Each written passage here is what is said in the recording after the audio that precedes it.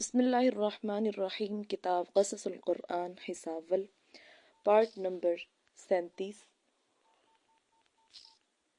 Page number 396۔ اس تفسیر میں قرآن عزیز کے سیاق و سباق کے لحاظ سے جو نقائص ہیں وہ معمولی فہم و عقل سے بھی معلوم ہو سکتے ہیں، لیکن ان کے علاوہ سب سے زیادہ قابل اعتراض یہ امر ہے کہ اگر بنی اسرائیل میں یہ دستور قدیم سے رائج تھا تو جب حضرت موسیٰ علیہ السلام نے اسی رسم کے مطابق خدا تعالیٰ کا یہ فیصلہ سنایا تو بنی اسرائیل نے اس کو اجنبی نگاہ سے کیوں دیکھا اور یہ کیوں کہا اتتخذنا ہزوا، اے موسیٰ کیا تو ہم سے ٹھٹھا کرتا ہے کہ گائے ذبح کرنے کو کہتا ہے؟ اور اگر ازرہ تعنت ان کا سوال تھا تو حضرت موسیٰ یہی جواب دیتے کہ اس میں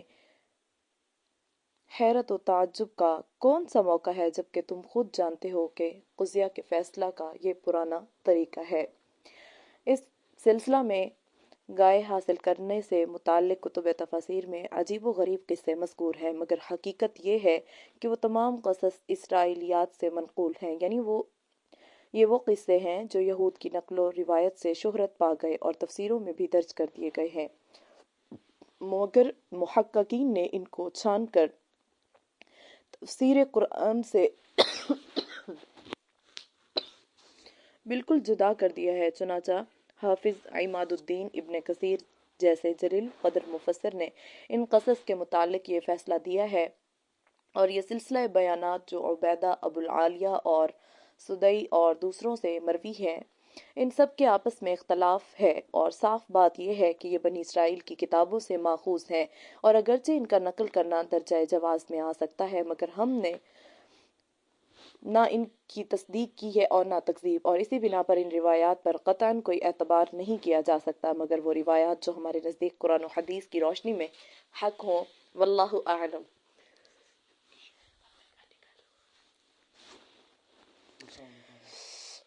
واللہ اعلم۔ اور خاص اس واقعہ کے متعلق ارشاد فرماتے ہیں، گائے کا وہ کون سا حصہ تھا جو مردہ جسم پر مس کیا گیا، سو وہ کوئی بھی حصہ ہو واقعہ میں جس قدر مذکور ہے معجزہ ہونے کے لیے وہ بھی کافی ہے، اور اگر اس حصہ کا تعین بھی ہمارے دینی یا دنیاوی حالات کے اعتبار سے ضروری ہوتا تو اللہ تعالیٰ اس کو ضرور واضح فرما دیتے، مگر اس نے اس کو مبہم ہی رکھا ہے، اگرچہ اصل حقیقت کے لحاظ سے وہ بہرحال متعین ہے، اور نبی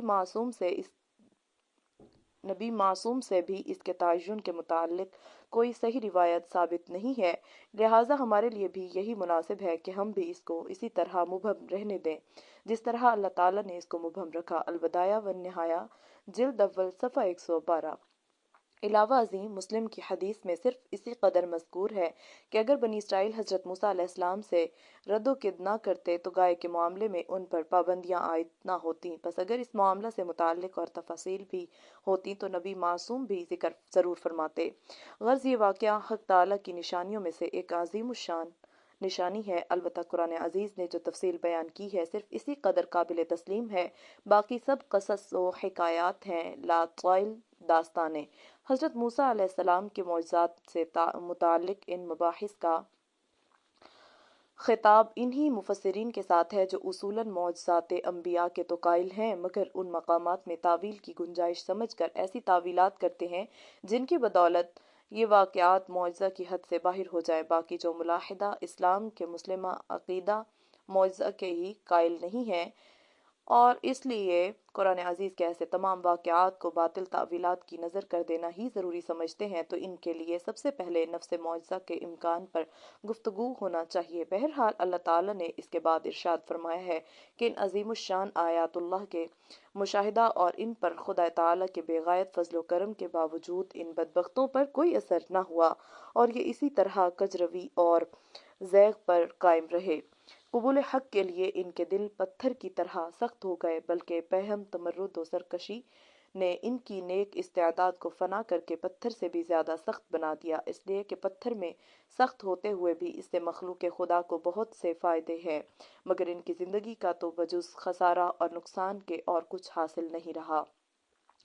ثم قست قلوبكم من بعد ذلك فهي كالحجارة أو أشد قسوة وإن من الحجارة لما يتفجر منه الأنهار وإن منها لما يشقق فيخرج منه الماء وإن منها لما يهبط من خشية الله وما الله بغافل عما تعملون۔ سورہ بقرہ۔ اس مشاہدہ کے بعد ان کے دل سخت ہو گئے، بس یہ معلوم ہوتا ہے کہ گویا دل نہیں پتھر ہیں، یا یوں سمجھو کہ پتھر سے بھی زیادہ سخت۔ یہ بات واضح ہے کہ بعض پتھروں سے پانی نکل کر نہریں بہتی ہیں اور بعض چیخ کر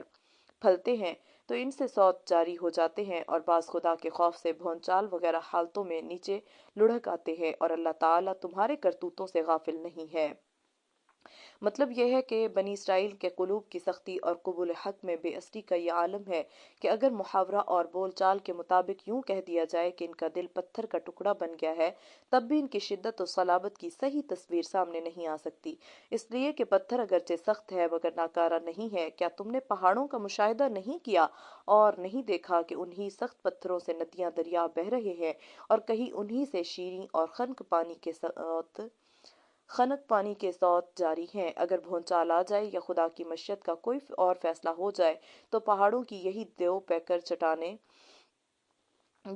چٹانیں روئی کے گالوں کی طرح ٹوٹ کر اور اڑ کر سرنگوں ہو جاتی اور خدا تعالیٰ کے خوف و خشیت کا زبان حال سے اقرار کرتی ہیں، مگر ان میں بنی اسرائیل پر نہ آیات اللہ کا اثر ہوتا ہے، نہ پیغمبر کی شیریں اور دل نشیں پند و نصائح کا، اور نہ نافرمانی کرتے وقت خدا کا خوف ان کے دلوں پر طاری ہوتا ہے۔ حضرت موسیٰ علیہ السلام اور قارون بنی اسرائیل میں ایک بہت بڑا متمول شخص تھا۔ قرآن عزیز نے اس کا نام قارون بتایا ہے۔ اس کے خزانے زر و جواہر سے پر تھے اور قوی ہیکل مزدوروں کی جماعت بامشکل اس کے خزانوں کی کنجیاں اٹھا سکتی تھی۔ اس تمول اور سرمایہ داری نے اس کو بے حد مغرور بنا دیا تھا، اور وہ دولت کے نشے میں اس قدر چور تھا کہ اپنے عزیزوں، قرابت داروں اور قوم کے افراد کو حقیر اور ذلیل سمجھتا اور ان سے حقارت کے ساتھ پیش آتا تھا۔ مفسرین کہتے ہیں کہ یہ موسیٰ علیہ السلام کا چچا زاد بھائی تھا، اور اس کا نسب اس طرح نقل فرماتے ہیں: قارون بن یصہر بن قاہت، اور حضرت موسیٰ کا نسب یہ ہے: موسیٰ بن عمران بن قاہت۔ حضرت عبداللہ بن عباس سے بھی یہی منقول ہے۔ مورخین کہتے ہیں کہ قارون قیام مصر کے زمانہ میں فرعون کا درباری ملازم رہا تھا، اور دولت کا یہ بے انتہا انبار اس نے وہیں جمع کیا تھا، اور سامری منافق تھا اور حضرت موسیٰ علیہ السلام کے دین میں اعتقاد نہیں رکھتا تھا۔ البدایہ والنہایہ جلد 1 صفحہ 309۔ حضرت موسیٰ علیہ السلام اور ان کی قوم نے ایک مرتبہ اس کو نصیحت کی کہ اللہ تعالیٰ نے تجھ کو بے شمار دولت و ثروت بخشی ہے اور عزت و حشمت عطا فرمائی ہے، لہٰذا اس کا شکر ادا کرو اور مالی حقوق، زکوٰۃ و صدقات دے کر غرباء، فقراء اور مساکین کی مدد کر۔ خدا کو بھول جانا اور اس کے احکام کی خلاف ورزی کرنا اخلاق و شرافت دونوں لحاظ سے سخت ناشکری اور سرکشی ہے۔ اس کی دی ہوئی عزت کا صلہ یہ نہیں ہونا چاہیے کہ تو کمزوروں اور ضعیفوں کو حقیر و ذلیل سمجھنے لگے اور نخوت و پندار میں غریبوں اور عزیزوں کے ساتھ نفرت سے پیش آئے۔ قارون کے جذبہ انانیت کو حضرت موسیٰ علیہ السلام کی یہ نصیحت پسند نہ آئی، اور اس نے مغرورانہ انداز میں کہا: موسیٰ، میری یہ دولت و ثروت تیرے خدا کی عطا کردہ نہیں ہے، یہ تو میرے عقلی تجربوں، علمی کاوشوں کا نتیجہ ہے۔ انما اوتیتہ علی علم عندی۔ میں تیری نصیحت مان کر اپنی دولت کو اس طرح برباد نہیں کر سکتا، مگر حضرت موسیٰ برابر اپنے فرض تبلیغ کو انجام دیتے اور قارون کو راہ ہدایت دکھاتے رہے۔ قارون نے جب یہ دیکھا کہ موسیٰ کسی طرح پیچھا نہیں چھوڑتا تو ان کو زج کرنے اور اپنی دولت و حشمت کے مظاہرہ سے مرعوب کرنے کے لیے ایک دن بڑے کرووفر کے ساتھ نکلا۔ حضرت موسیٰ علیہ السلام بنی اسرائیل کے مجمع میں پیغام الہی سنا رہے تھے کہ قارون ایک بڑی جماعت اور خاص شان و شوکت اور خزانوں کی نمائش کے ساتھ سامنے گزرا۔ اشارہ یہ تھا کہ اگر حضرت موسیٰ کی تبلیغ کا یہ سلسلہ یوں ہی جاری رہا تو میں بھی ایک کثیر جتھ رکھتا ہوں اور زر و جواہر کا بھی مالک ہوں، لہٰذا ان دونوں ہتھیاروں کے ذریعہ موسیٰ کو شکست دے کر رہوں گا۔ बनी इसराइल ने जब कारून की इस दुनियावी सरवत व अजमत को देखा तो उनमें से कुछ आदमियों के दिलों में इंसानी कमजोरियों ने ये जज्बा पैदा किया कि वो बेचैन होकर ये दुआ करने लगे, ए काश ये दौलत व सरवत और अजमत व शौकत हमको भी नसीब होती। मगर बनी इसराइल के अरबाब बसीरत ने फौरन मुदाखलत की और उनसे कहने लगे, खबरदार इस दुनियावी ज़ेब व ज़ीनत पर ना जाना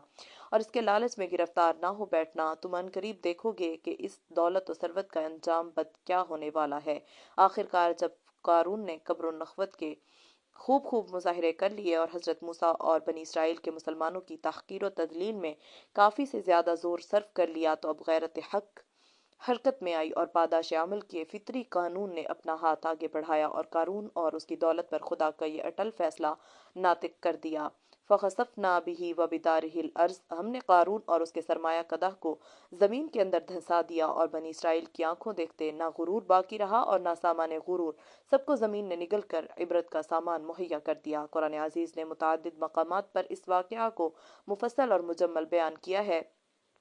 वलक़द अरसलना मूसा बिआयातिना वसुल्तानिम मुबीन इला फ़िरऔन व हामान व क़ारून फ़क़ालू साहिरुन कज़्ज़ाब। सूरह मुमिन, और बेशुबा हमने मूसा को अपनी निशानियां और ज़ाहिर व ज़बरदस्त हुज्जत तौरात देकर फ़िरऔन, हामान और क़ारून के पास भेजा था, बस उन सब ने ये कहा कि ये तो जादूगर है, बड़ा झूठा।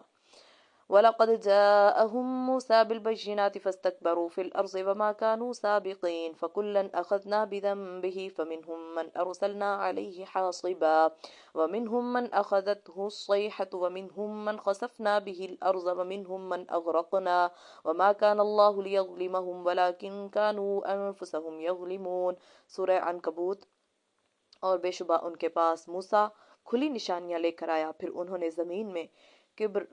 गुरूर इख्तियार किया और वो हमसे जीत जाने वाले नहीं थे। फिर सबको पकड़ा हमने अपने अपने गुनाह पर, फिर किसी पर हमने हवा से पत्थराव किया और किसी को चीख ने आ दबाया और किसी को ज़मीन में धंसा दिया और किसी को हमने गर्क कर दिया और अल्लाह उन पर जुल्म करने वाला ना था मगर वो खुद आप अपने ऊपर जुल्म करने वाले थे। कारून और हजरत मूसा के वाक़या से मुतालिक सही हालात सिर्फ इसी कदर हैं, बाकी रिवायात इसराइलियात से माखूज हैं, इसलिए नाकाबिल एतमाद हैं। इसीलिए हाफिज इब्न कसीर ने ये इरशाद फरमाया है, वक़द ज़करहा हुना इसराइलियात अज़रिबना अनहा सफ़हन। इब्न कसीर सूरह क़सस, और इस मकाम पर बहुत सी इसराइलियात बयान की गई हैं, हमने उनको नज़रअंदाज कर दिया है। बाज़ मुफस्सिरीन कहते हैं कि ऊतीतुहु अला इल्मिन इंदी में इल्म से मुराद इल्म कीमिया है और वो कारून की दौलत को इसकी कीमिया दानी कार रहीने मिन्नत बताते हैं। मुहक्किकीन ने इसकी तरदीद फरमाई है और ये वाज़ेह किया है कि उसका मकसद इल्म से अपनी अक्ल व दानिश के ज़रिया हुसूल माल है और कीमिया की बातें सब दो राजकार हैं। उलमाए तफसीर इसमें मुतरद्दिद हैं कि कारून का वाक़या कब पेश आया, मिस्र में क़ब्ल गर्क़ फ़िरऔन या तीह में बाद गर्क़ फ़िरऔन। हाफिज इब्न कसीर फरमाते हैं कि अगर क़ब्ल गर्क़ का है तो आयत में दार अपने हकीकी माना में है और अगर मैदान तीह का वाक़या है तो दार से खैमा और खरगाह मुराद है। हमारे नज़दीक ये वाक़या मैदान तीह का है, इसलिए कुरान अजीज़ ने इसको गर्क़ फ़िरऔन से मुताल्लिक़ वाक़यात के बाद बयान किया है। इन्न क़ारून कान मिन क़ौमि मूसा फ़बग़ा अलैहिम व आतैनाहु मिनल कुनूज़ि मा इन्न मफ़ातिहहु लतनूउ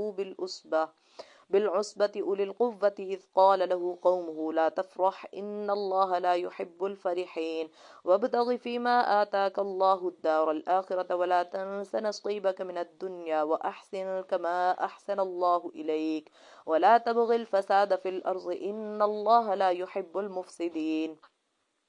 क़ाल इन्नमा ऊतीतुहु अला इल्मिन इंदी अवलम यअलम अन्नल्लाह क़द अहलक मिन क़ब्लिही मिनल क़ुरूनि मन हुवा अशद्दु मिन्हु क़ुव्वतन व अक्तरु जमआ वला युसअलु अन ज़ुनूबिहिमुल मुजरिमून फ़ख़रज अला क़ौमिही फ़ी ज़ीनतिही क़ाल अल्लज़ीन युरीदूनल हयातद दुन्या या लैत लना मिस्ल मा ऊतिय क़ारून इन्नहु लज़ू हज़्ज़िन अज़ीम।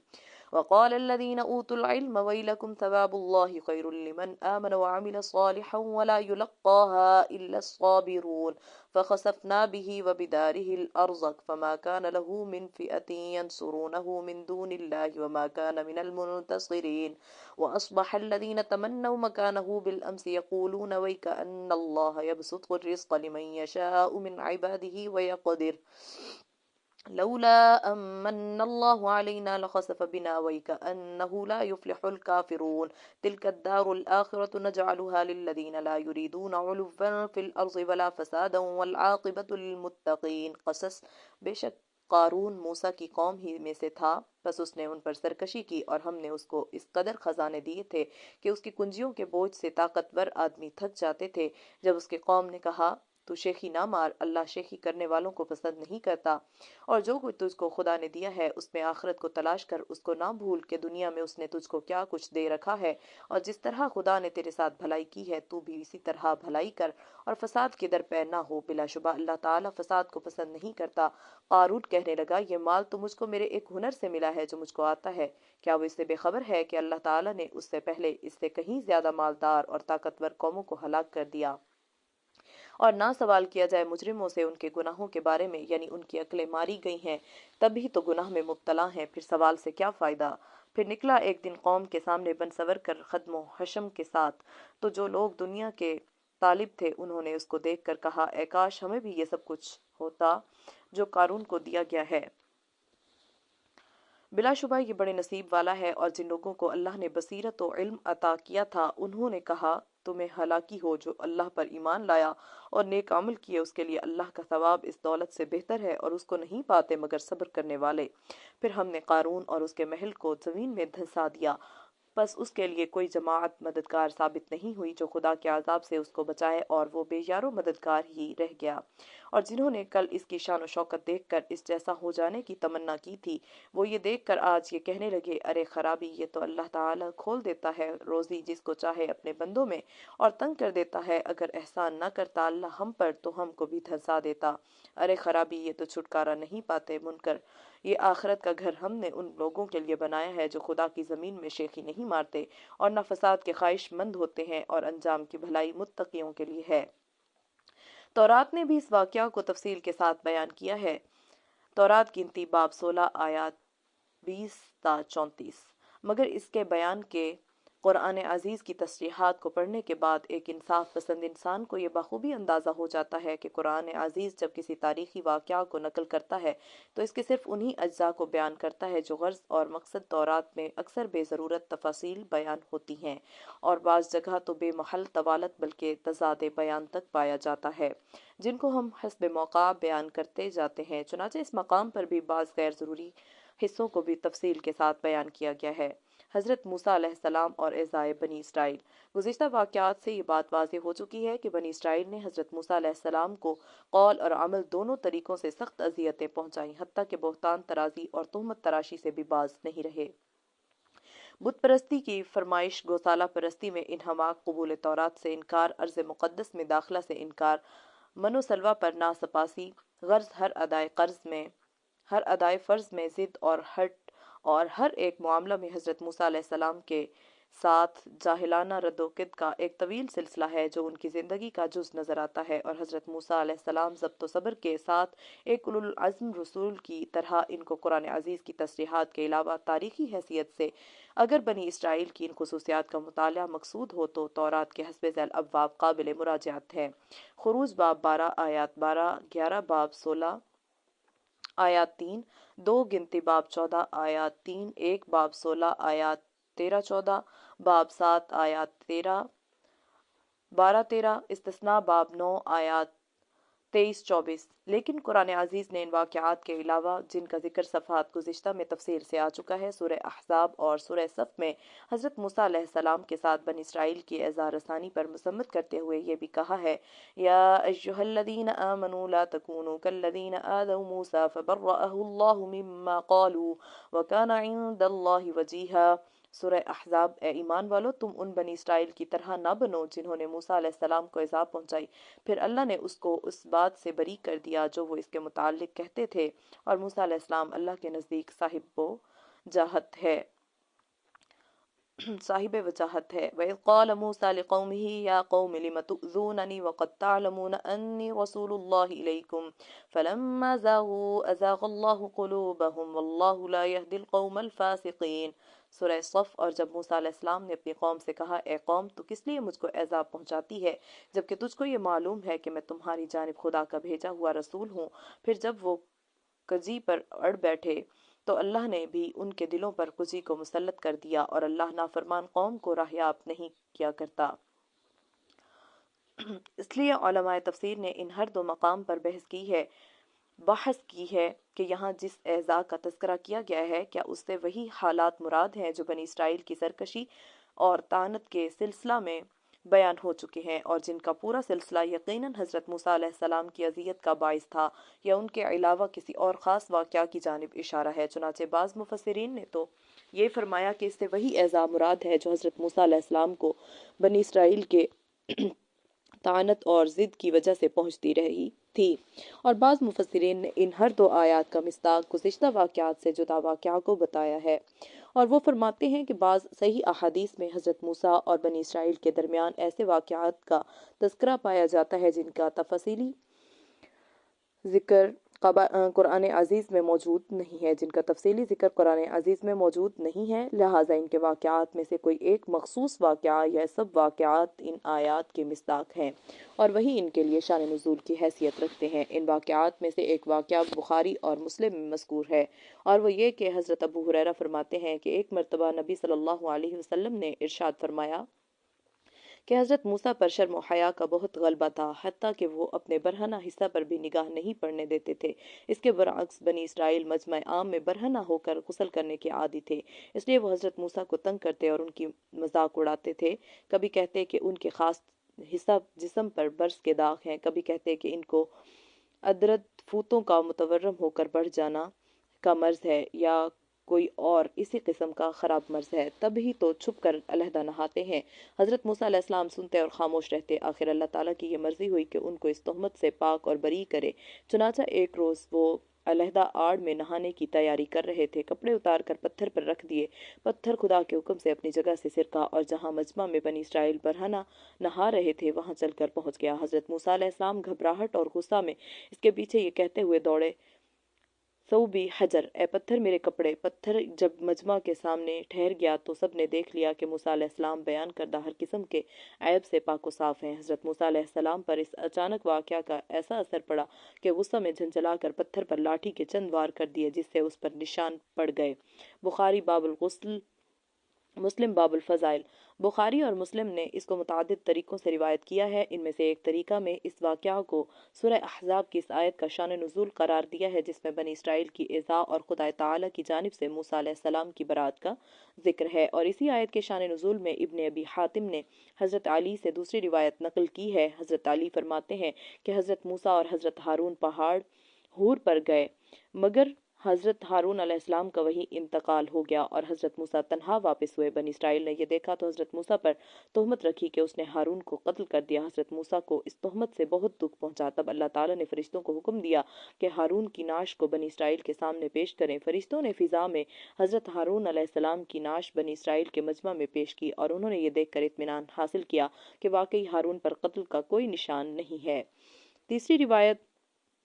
حضرت عبداللہ ابن عباس اور سدئی سے کتب تفاسیر میں منقول ہے کہ جب قارون کو حضرت موسیٰ علیہ السلام کی نصیحت بہت ناگوار گزرنے لگی تو ایک دن اس نے ایک پیشہ ور عورت کو کچھ روپے دے کر اس پر آمادہ کر لیا کہ جس وقت حضرت موسیٰ پند و نصیحت میں مصروف ہوں اس وقت تو ان پر الزام لگایا کہ یہ شخص مجھ سے تعلق رکھتا ہے۔ چنانچہ دوسرے دن جب حضرت موسیٰ علیہ السلام واعظ فرما رہے تھے تو اس عورت نے حضرت موسیٰ پر الزام لگایا۔ حضرت موسیٰ یہ سن کر سجدہ میں گر پڑے اور پھر سر اٹھا کر عورت کی جانب مخاطب ہوئے کہ تو نے جو کچھ ابھی کہا تھا کیا خدا کی قسم کھا کر کہہ سکتی ہے کہ یہ سچ ہے؟ یہ سن کر عورت پر رعشہ طاری ہو گیا اور اس نے کہا، بخدا سچ بات یہ ہے کہ قارون نے مجھ کو روپیہ دے کر اس الزام پر آمادہ کیا تھا، ورنہ تو آپ اس سے بری اور پاک ہیں۔ تب حضرت موسیٰ علیہ السلام نے قارون کے لیے بد دعا کی اور خدا کے حکم سے مع ساز و سامان زمین میں دھنسا دیا گیا۔ محاکمہ اس بحث میں صحیح مسلک یہ ہے کہ جب قرآن عزیز نے حضرت موسیٰ علیہ السلام سے متعلق اعزاء کے واقعہ کو مجمل بیان کیا ہے اور اس کی کوئی تعیین نہیں کی، تو ہمارے لیے بھی یہی مناسب ہے کہ اس کی تفصیل اور تعیین کیے بغیر نفس واقعہ پر ایمان لائیں اور کسی خاص واقعہ سے متعلق نہ کریں، اور جس حکمت و مصلحت کی بنا پر اللہ تعالی نے اس کو مجمل رکھنا مناسب سمجھا، ہم بھی اسی پر اکتفا کریں، اور اگر تفصیل اور تعیین کی جانب توجہ دینا ضروری ہے تو پھر یہ تسلیم کرنا چاہیے کہ ان ہر دو آیات کا مصداق وہ تمام واقعات ہیں جو حضرت موسیٰ علیہ السلام کی اظہار ثانی سے متعلق قرآن عزیز اور صحیح احادیث میں منقول ہے، اور اس امر کا لحاظ کرتے ہوئے کہ زیر بحث اعزاء کا معاملہ اس نوعیت کا ہے کہ جسے حضرت موسیٰ کی جانب سے اس کا دفاع کر کے ان کی قولی حفوات سے ان کو بری اور پاک ثابت کر دیا، تو ان ہر دو آیات کے مصداق کی تعیین میں وہ تینوں روایات قابل ترجیح ہیں جو کتب احادیث سے نقل کی جا چکی ہیں، اور وہ سب ان آیات کا مصداق ہیں۔ رہا یہ امر کے شان نزول کے لیے کسی ایک واقعہ کا مخصوص ہونا ضروری ہے، تو بقول حضرت شاہ ولی اللہ یہ درست نہیں ہے، بلکہ شان نزول کی اصل حقیقت یہ ہے کہ زمانہ نبوت میں پیش آنے والے وہ تمام واقعات جو کسی آیت کا مصداق بن سکتے ہوں، اس آیت کے لیے یکساں طور پر شان نزول کہے جا سکتے ہیں۔ اس مقام کی تفسیر میں نجار نے قصص الانبیاء میں ایک طویل بحث کی ہے، اور ان کے درمیان اور مصر کی مجلس علماء کے درمیان جو بحث و تمحیص ہوئی ہے اس کو بھی نقل کیا ہے، مگر ہم چونکہ دونوں خیالات کے پوری طرح ہم نوا نہیں ہیں اور مفسرین قدیم میں ابن کثیر اور ابن حیان کے رجحانات کے معید ہیں، اسی لیے اس بحث کو نظر انداز کرتے ہیں۔ حضرت ہارون علیہ السلام کی وفات۔ گزشتہ واقعات میں یہ بیان کیا جا چکا ہے کہ جب بنی اسرائیل نے ارض مقدس میں داخل ہونے سے انکار کر دیا تھا تو اللہ تعالی نے حضرت موسیٰ علیہ السلام کے ذریعہ ان کو یہ اطلاع کر دی تھی کہ 40 سال تک اب تم کو اسی سرزمین میں بھٹکنا پڑے گا، اور سرزمین مقدس میں ان افراد میں سے کوئی بھی داخل نہ ہو سکے گا جنہوں نے داخل ہونے سے اس وقت انکار کر دیا ہے۔ اسی کے ساتھ ساتھ ان کو یہ بھی بتایا کہ موسیٰ اور ہارون بھی تمہارے پاس ہی رہیں گے، کیونکہ ان کی اور آنے والی نسل کی رشد و ہدایت کے لیے ان دونوں کا یہاں موجود رہنا ضروری ہے۔ چنانچہ جب بنی اسرائیل تیہ کے میدان میں گھومتے اور پھرتے پھراتے پہاڑ کی اس چوٹی کے قریب پہنچے جو حور کے نام سے مشہور تھی، حضرت ہارون علیہ السلام کو پیغام اجل آ پہنچا۔ وہ اور حضرت موسیٰ خدا کے حکم سے حور پر چڑھ گئے اور وہیں کچھ روز عبادت الہی میں مصروف رہے، اور جب حضرت ہارون کا وہاں انتقال ہو گیا تب حضرت موسیٰ ان کی تجہیز و تکفین کے بعد نیچے اترے اور بنی اسرائیل کو ہارون کی وفات سے مطلع کیا۔ تورات میں اس واقعہ کو اس طرح ادا کیا ہے، اور بنی اسرائیل کی ساری جماعت قاوس سے روانہ ہو کر کوہ حور پر پہنچی، اور خداوند نے کوہ حور پر ادوم کی سرحد سے ملا ہوا تھا۔ موسیٰ اور ہارون سے کہا، ہارون اپنے لوگوں میں جا ملے گا، کیونکہ وہ اس ملک میں جو میں نے بنی اسرائیل کو دیا ہے جانے نہیں پائے گا، اس لیے کہ مریبہ کے چشمے پر تم نے میرے کلام کے خلاف عمل کیا، لہٰذا تو ہارون اور اس کے بیٹے یارس کو اپنے ساتھ لے کر کوہ حور پر آ جا، اور ہارون کے لباس کو اتار کر اس کے بیٹے یاریز کو پہنا دینا، کیونکہ ہارون وہیں وفات پا کر اپنے لوگوں میں جا ملے گا۔ اور موسیٰ نے خداوند کے حکم کے مطابق عمل کیا اور ساری جماعت کی آنکھوں کے سامنے کوہ حور پر چڑھ گئے، اور موسیٰ نے ہارون کے لباس کو اتار کر اس کے بیٹے یارس کو پہنا دیا، اور ہارون نے وہیں پہاڑ کی چوٹی پر رحلت کی۔ تب موسیٰ اور الیارس پہاڑ سے اتر آئے۔ جب جماعت نے دیکھا کہ ہارون نے وفات پائی تو اسرائیل کے سارے گھرانے کے لوگ ہارون پر 30 دن تک ماتم کرتے رہے۔ گنتی باب 2 آیات 22-29۔ حضرت موسیٰ علیہ السلام اور خضر علیہ السلام۔ حضرت موسیٰ علیہ السلام کے واقعات زندگی میں ایک اہم واقعہ اس ملاقات کا ہے جو ان کے اور ایک صاحب باطن کے درمیان ہوئی، اور حضرت موسیٰ نے ان سے عالم تکوینیات کے بعض رموز و اسرار معلوم کیے۔ اس ملاقات کا ذکر تفصیل کے ساتھ سورہ کہف میں بیان کیا گیا ہے، اور بخاری میں اس واقعہ کے متعلق بعض مزید تفصیلات مذکور ہیں۔ بخاری میں سعید بن جبیر سے روایت ہے کہ انہوں نے حضرت عبداللہ ابن عباس سے عرض کیا کہ موسیٰ صاحب خضر موسیٰ صاحب بنی اسرائیل نہیں ہے، یہ ایک دوسرے موسیٰ ہیں۔ حضرت عبداللہ ابن عباس نے فرمایا، دشمن خدا جھوٹ بولتا ہے۔ مجھ سے ابی بن کعب نے یہ حدیث بیان کی ہے، انہوں نے رسول اللہ سے سنا ہے کہ ارشاد فرماتے تھے، ایک روز حضرت موسیٰ بنی اسرائیل کو خطاب فرما رہے تھے کہ کسی شخص نے دریافت کیا کہ سب سے بڑا عالم کون ہے؟ حضرت موسیٰ علیہ السلام نے فرمایا کہ مجھے خدا نے سب سے زیادہ علم عطا فرمایا ہے۔ اللہ کو ان کی یہ بات ناپسند آئی اور ان پر عتاب ہوا کہ تمہارا منصب تو یہ تھا کہ اس کو علم الہی کے سپرد کرتے اور کہتے واللہ عالم،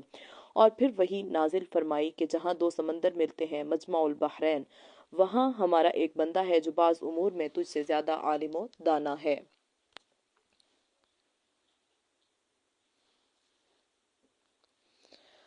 حضرت موسیٰ علیہ السلام نے عرض کیا کہ پروردگار تیرے اس بندے تک رسائی کا کیا طریقہ ہے؟ اللہ تعالیٰ نے فرمایا کہ مچھلی کو اپنے توشہ دان میں رکھ لو، بس جس مقام پر مچھلی گم ہو جائے اسی جگہ وہ شخص ملے گا۔ حضرت موسیٰ نے مچھلی کو توشہ دان میں رکھا اور اپنے خلیفہ یوشع بن نون کو ساتھ لے کر مرد صالح کی تلاش میں روانہ ہو گئے۔ جب چلتے چلتے ایک مقام پر پہنچے تو دونوں ایک پتھر پر سر رکھ کر سو گئے۔ مچھلی میں زندگی پیدا ہوئی اور وہ زنبیل سے نکل کر سمندر میں چلی گئی۔ مچھلی پانی کی جس سطح پر بہتی ہوئی گئی اور جہاں تک گئی وہاں پانی برف کی طرح جم کر ایک چھوٹی سی پگڈنڈی کی طرح ہو گیا۔ ایسا معلوم ہوتا تھا کہ سمندر میں ایک لکیر یا خط کھینچا ہوا ہے۔ یہ واقعہ یوشع نے دیکھ لیا تھا کیونکہ وہ حضرت موسیٰ سے پہلے بیدار ہو گئے تھے، مگر جب موسیٰ بیدار ہوئے تو ان سے ذکر کرنا بھول گئے، اور پھر دونوں نے اپنا سفر کرنا شروع کر دیا اور اس دن اور رات میں آگے ہی بڑھتے گئے۔ جب دوسرا دن ہوا تو حضرت موسیٰ نے فرمایا کہ اب تھکان زیادہ محسوس ہونے لگی، وہ مچھلی لاؤ تاکہ بھوک اس سے رفع کرے۔ نبی صلی اللہ علیہ وسلم نے فرمایا حضرت موسیٰ کو اللہ تعالیٰ کی بتائی ہوئی منزل مقصود تک پہنچنے میں کوئی تھکان نہیں ہوا تھا، مگر منزل سے آگے غلطی سے نکل گئے تو اب تھکان بھی محسوس ہونے لگی۔ یوشع نے کہا آپ کو معلوم رہے کہ جب ہم صخرہ پتھر کی چٹان پر تھے تو وہیں مچھلی کا یہ تعجب خیز واقعہ پیش آیا۔ اس میں حرکت پیدا ہوئی اور وہ مقتل زنبیل میں سے سمندر میں چلی گئی اور اس کی رفتار پر سمندر میں راستہ بنتا چلا گیا۔ میں آپ سے یہ واقعہ کہنا بھول گیا، یہ بھی شیطان کا ایک چرکا تھا۔